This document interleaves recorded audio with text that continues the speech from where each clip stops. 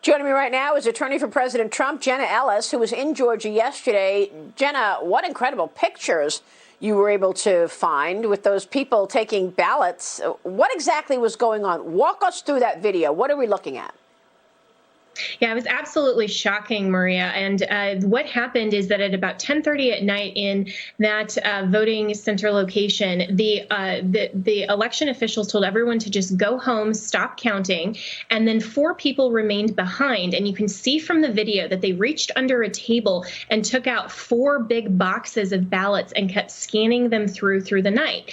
And so this is what my co-counsel Mayor Rudy Giuliani described as the smoking gun. This verified the testimony that we already had from other poll watchers and other people who were there who said that they had to leave and that they described all of these irregular activities and the violations against the law.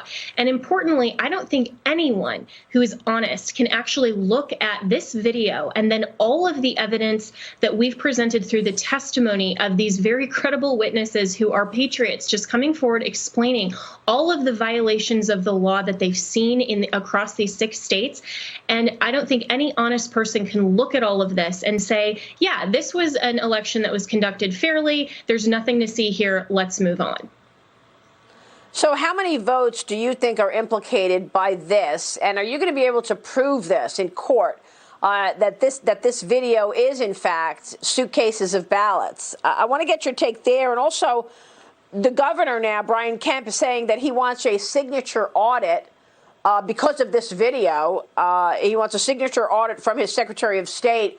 Is that the right move? Is that enough to actually prove your case, do you think, if you get a signature audit?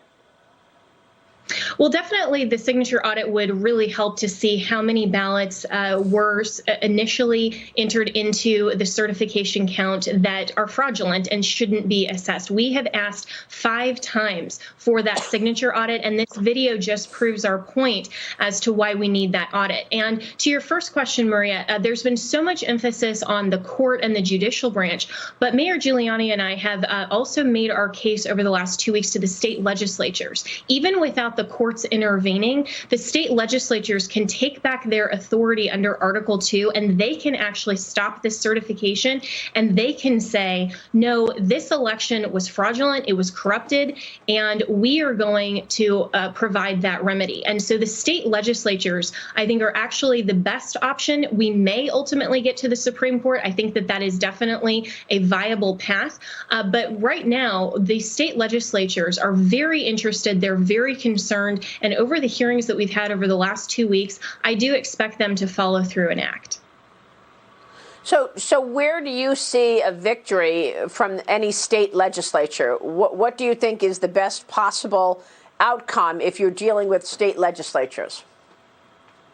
So what they can do under Article 2 is pass a resolution, and it just has to be by a simple majority, and say we are going to exercise our authority, and we see that the election results are false and they're fraudulent. And then it's up to the state legislature to determine how they cast their electoral college votes and how they cast their slate of delegates. So in Georgia, with the hearing that happened yesterday, the state Senate there was very concerned. I do expect them to act.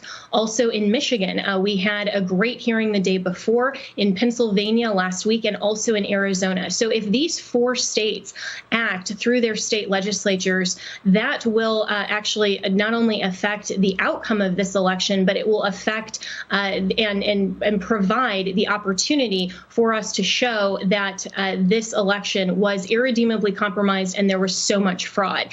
And importantly, Maria, this is not just about overturning the election results. This isn't just about getting Trump reelected. Of course, we're representing the president, and I do believe that he won in a landslide, and we have shown that, and we can prove that. But this is about getting to a fair and accurate result, because we are a system of free and fair elections in this country, and we should not certify any false results. The state legislatures need to step in.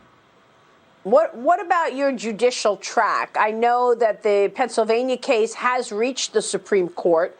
Mike Kelly, of course, pushing the idea that the ballots and the mail-in ballots, the absentee ballots, the rules were changed. When are you expecting to hear from the Supreme Court on Pennsylvania?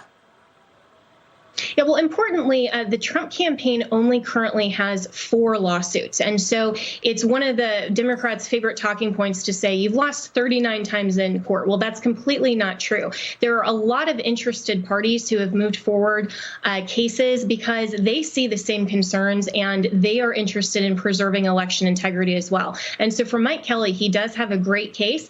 And I do expect that to get to the Supreme Court. But as far as the Trump campaign and our judicial challenges, initially, we simply sought an injunction or a halt on the certifications. Of course, those did move forward, and that's why we are now appealing directly to the state legislature. But we still have a lot of options and viable pathways for our cases to get to the Supreme Court. And I do expect that ultimately that will happen unless the state legislatures do step in. And if they do step in, then we won't need a remedy from the judicial branch. And that's why the state legislatures are actually the entity under the U.S. Constitution that can provide the best remedy, because they're the closest to the people. They're the people that we, the people, elected to represent us, and that's why the Constitution gives them that authority. So we're really hopeful in those 4 states they'll step in quickly. Who controls the state legislatures then? I mean, who ultimately decides in the state legislature? So it would have to be a resolution that's sent through both the House and the Senate by a simple majority. And actually, in all of these states, there is a GOP majority. And so we're hopeful, though, that this won't be political. It won't be partisan. It will be American, with these state legislators looking very honestly at all of the evidence and these witnesses, and now this video in Georgia, of all of the election integrity issues and the compromise and the corruption of this election. All right, Jenna, thanks very much. We'll be watching the case. Jenna Ellis joining us this morning. We'll take a short break. When we come back,